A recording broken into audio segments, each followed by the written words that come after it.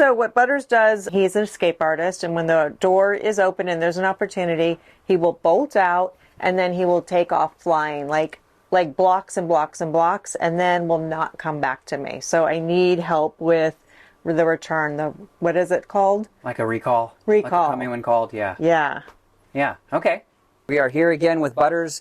We're working on helping him come back were he to get out that front door. He's gotten out the front door in the past and kind of taken off and checked out the neighborhood. And we're going to work with him right here on the front porch and in the front yard today. We're using a long line because I can give him a little bit more slack. And to him, it'll feel a little bit more like he is free and off leash. And yet this obviously keeps him safe. In the beginning, if you've never used a long line before, the best way to do it is to keep it short like it's a regular leash in the beginning. Make sure your dog is listening and performing the recall or coming when called well before you give him more slack. It's kind of tempting to give it all to him and see if you can get him to come back. But it's great to, again, work with a small amount of being out in front of you so we can kind of earn more. So I'll show you what that looks like, and we'll see how Butters does on this first session to teach him to come when called when he's gotten out the front door. This exercise, we're going to take Butters, we're going to let Cat kind of be the enticing thing that causes him to want to go out and down the stairs into the landing down there, and I'm going to work on calling him back up to me. And I'm going to just use his name and the word come, and when he gets back up to me, I'm just going to reinforce him for coming back. So we're going to do a set of those and see how he does. So I'm going to give him enough slack so we can go all the way down, but no more, really. Butters, come. Good boy. We'll do that a few times and see how he does. Butters, come. Good. Good boy. He's doing great. Butters, come. Good. What's that? Good. Very good. So he's doing great, like 100%, 100%. So let's go ahead and maybe move Cat a little bit further away. So this is kind of getting deeper into the neighborhood here. I'll stay up here for now, and we'll see if we can, if it's problematic around some of these things. I don't want him to get tangled, okay? So I'm going to give him a little more slack.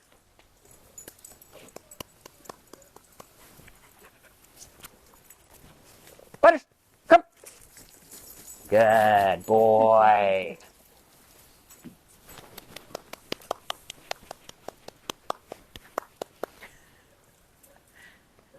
That's okay.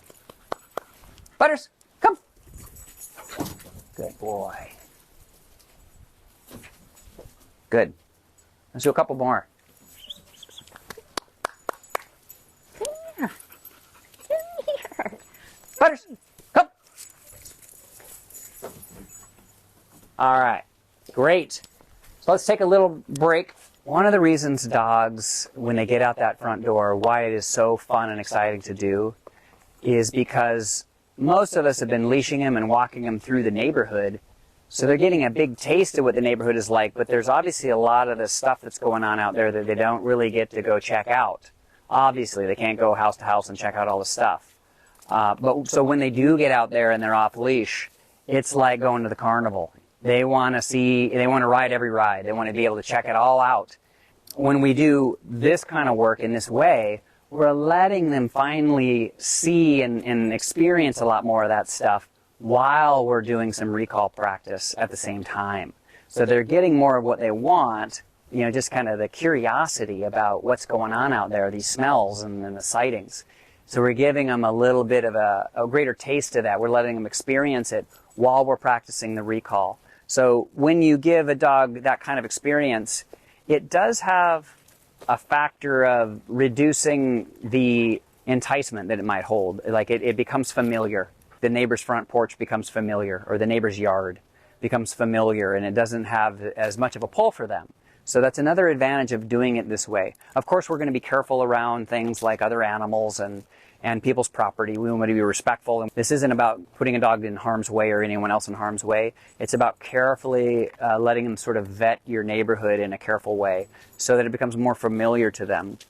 And then they won't have as strong a pull to go check it out. So when you're working with a long line, there's a few things that can be a little tricky. One is when a dog is going out like that, we want to make sure you're not getting any burns if they really take off. Yeah. So just let them out a little at a time, and keep your hand on this side, and I kind of let it out like that. Let it kind of run over your thumb like that. So it's like a brake. So you can just stop it if you need to. Yeah. You can use the other hand for that too. So he's just not going to get too far in front of you. The other thing I want to show is when he comes back, he's been doing great, coming back every time.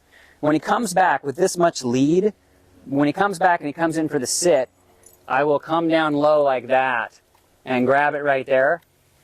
And now I've got him. Mm-hmm. So all of the slack he had is gone. Yep. Like we've got him right with us. And that way, sometimes what you'll see is they come in. You know, if you had all of this lead and I gave him the treat and he took off. Yeah. Yeah. We want to be careful there because he gets a lot of leverage on you. Yeah. Okay, and we don't want anybody to get hurt. So that's one of the tricks. Just have him come in and then go low and grab the lead right there so you've got him. He can't really get away from you. So now let's do a little further, okay? Yep. Yeah, he's getting excited. So let's go all the way to the end of the driveway there. Okay. And I'll call him back to me here. That way you won't get tangled on stuff. Right? He's convinced. Come on. This is actually a good sign. Butters, come. Good boy. Butters, come. Good boy. Good job. Okay, let's switch up a little bit. He's doing great. Let's use the sidewalk. Mm-hmm. And if you don't mind, go to where their walkway is. We'll start there. And then, okay. Butters, come. Come on. Come on. Come on, bring it in. Butters, come. Good boy. So this time, start walking away. He'll probably follow you.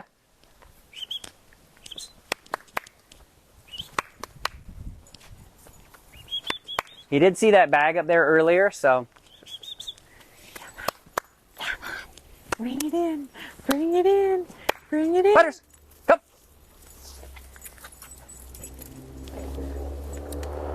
That was the full line. I think this is a 30-foot long line. He did the full line. He's been doing great. He's looking around a lot, but he's come back every single time. So go ahead and do that again. Let's get another one. Come on. Come on, Butters. Come. Good boy. Butters, come. Now he's convinced, yeah. Butter. Butters. Yeah. Good. Okay, that's really good.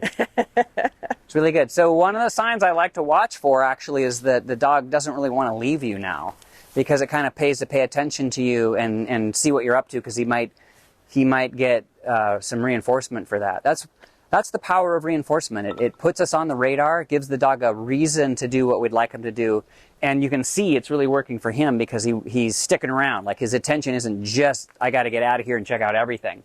He's kind of hovering around us, kind of waiting to see if we might give him another treat. So we're on the radar, and we've got some good leverage over him coming back to us. He's been wonderful. Butters, good boy. Good. So one other point I like to do that I don't do right off the bat always is having the dog sit. In the beginning, I usually choose just to give him some reinforcement for coming back at all. I want to catch it as early as I can, and with some good success, as he's shown us today, then I'll start adding in that sit. If we ask for too much, sometimes in the beginning, it just gets to be too hard. We're also delaying some reinforcement for that actual recall he did give us. So I'll do that, and then we'll ask for a sit. And a dog in a sit, especially with a long line, it's so much easier to choke up on the lead and get it short like that again. One little other tip, Butters, is when you're practicing a recall like this, when you're using it to keep a dog safe and get them out of harm's way, gallivanting through the neighborhood can be obviously dangerous in the street and whatnot. When you are practicing this, you get to the sit part. Want to sit? Good. I will practice grabbing the dog's collar or harness and then giving the treat. And he can get so used to that in terms of what a recall means. That's how it's done.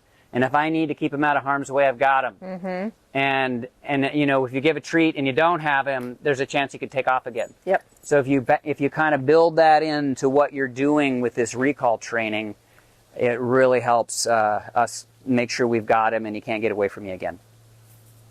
All right. Well done. Do you want to practice this a little bit and we can see how he does with you?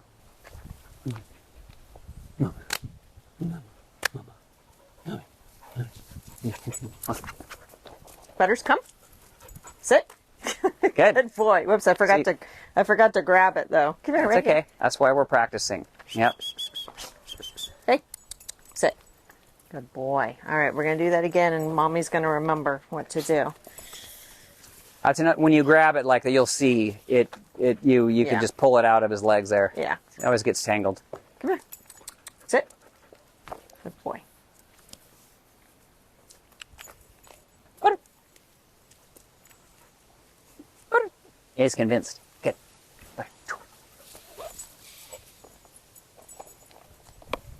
Butter, come. Butters, come. Good boy.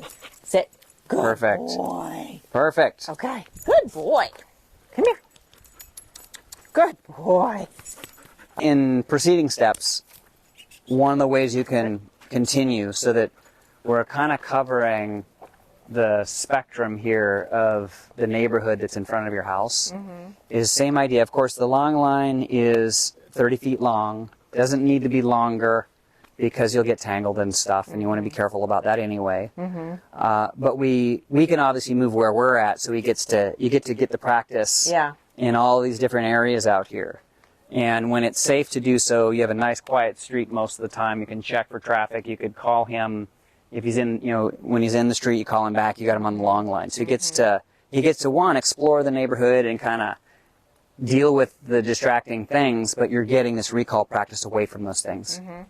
And it's kind of fun. He seems to enjoy it. I think he likes it. So you can cover all the different directions. So that would be some of the next steps, is sort of take the space out in front of your home like this and do the same thing we're doing here. The other thing we taught Nugget, and just something we should probably teach him, is if he does get off and say he's across the road and there's cars coming, we can say to Nugget, sit, and she will sit where and we're like, stay. It's a very good behavior to have to keep them safe. Yeah. Adding in like an emergency sit. Here we go. Butters, come. Come. Sit. Good boy. Very good. Good boy. So when we're in the midst of this work today, he's naturally getting distracted by things in the environment. Like he's starting to explore. He might be hearing things, smelling things. So he's checking things out. He's wandering out a little bit. He doesn't need me to help him do that. The world is doing that for us. It's a great opportunity to take advantage of that and call him back as he's naturally checking things out. And the other thing I wanted to add that I saw you do, Kat, that I really like is you gave him a big visual signal. Wonderful idea, because it's very attractive. It's yet another recall cue, really. In addition to the verbal stuff we're using, is that visual signal means the same thing to him and might even be stronger than the verbal. So doing both of those is really helpful. Well, you taught us that with Nugget, so.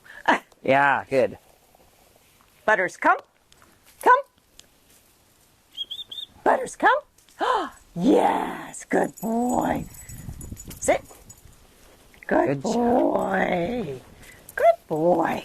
Nice job on the harness grab and the grabbing the long lead back. Very good. He's doing wonderful. Yeah. Yeah. When he hesitated there because he's kind of attracted by something, you were very patient, which is the right thing to do, where you wait a little bit and then wait for maybe a moment or two to pass before you use the cue again. Okay. And that second time when you got it, he came immediately. And that's just his brain kind of getting into something that he either hears or smells. And so giving him a second or two to almost let go of that so that you can crack through. Yeah, it was a good choice. If you have a helper, whether it's your trainer or someone else, some of the next steps for this kind of work are having the trainer helper hold the long line for you. You'll be the one recalling him. And you don't have to worry about the long line now, because I will. And I can move around. So this, for him, one of the advantages is for the dog, for Butters here, he gets to experience even more freedom. So it's a lot more like actually being off leash now, because I'll let him go almost wherever he wants, of course, but I got the break. I won't let him go everywhere. We still have him, and it's safe. We can get further away from Kat so she can get even longer recall. So it feels even more natural and real. So to start, and again, you live on a nice quiet street here, why don't we start, I'll go across the street, and then when you call him, I'd probably run out a long line, so I'll just walk back with him. Yep. I'll just follow him. Perfect. Okay?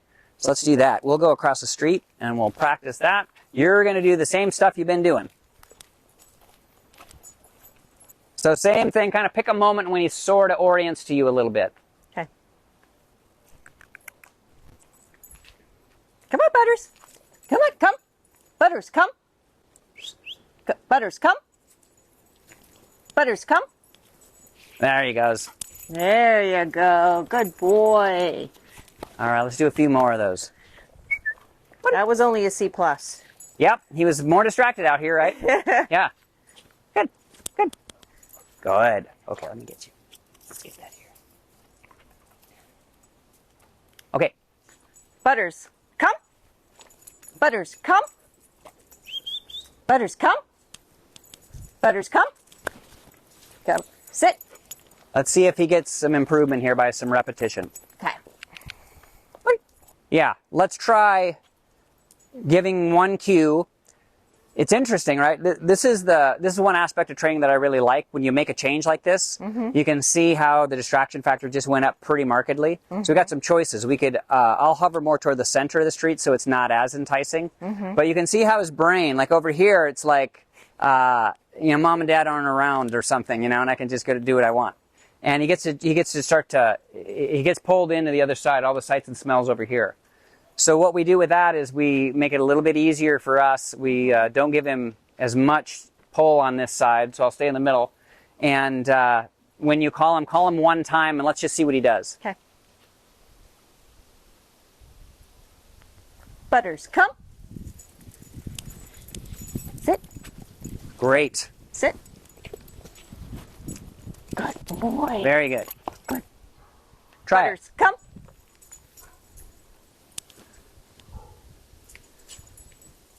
Oh, good boy. Sit. Very good. Boy. Good boy. Very good. Good boy. Good. Butters, come.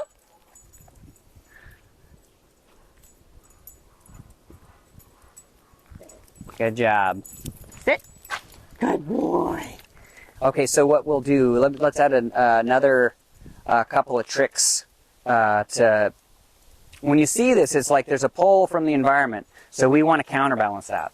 That's kind of our job. That's how we make our changes, is if we don't, the environment's going to win. So we need to make some changes so that we get his brain back on our side, so he's performing well for us. Some of that is, we may go back to just reinforcing when he comes back, so we drop the sit.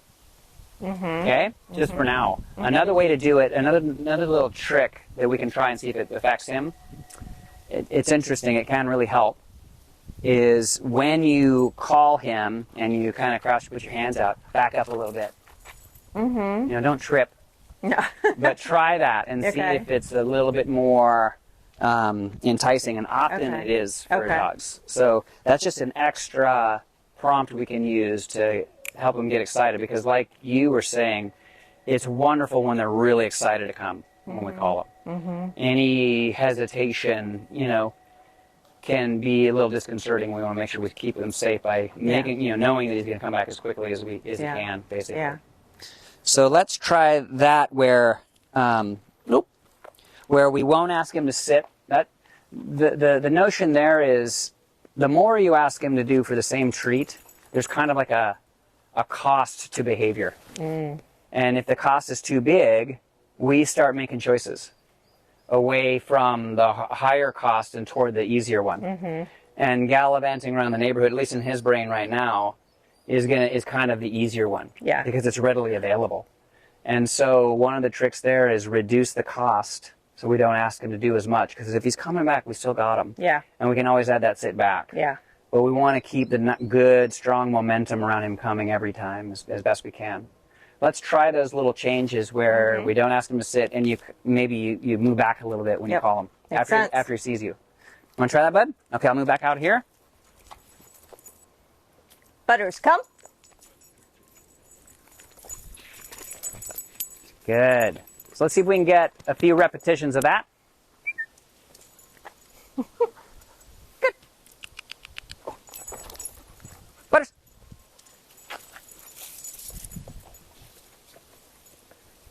All right, try. Butters, come. Good. Good job. Butters. Wait. Huh. A little bit back. Butters, come.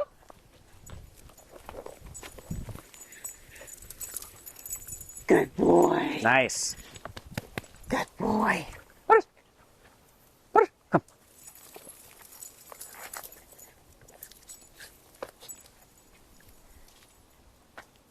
Butters, come. Good boy. That's the performance we saw before. Good boy. So that's fantastic. See, those little tweaks Yeah. can make a big difference in just continuing the success. So those little changes, and it's way easier to add a sit back in after some success like that than to persist at Yeah. kind of being in a stuck point and just continue to try the same thing over and over again can be frustrating for him and us. Yeah. So before, when Butters would bolt out the door and just head for the sunset, I would run after him. My just fear instinct was to run after him or go towards him when I was trying to get him to recall. And instead, Doug gave me like an awesome strategy where I'd actually back up and make him want to come to me rather than pushing him further away. All right, Butters is doing great today with the recalls. We're going to continue on with this workout here in the front of the house. Today we're here in Portland where I live, but I also do virtual consultations, and there's a link below to my website if you want to check that out.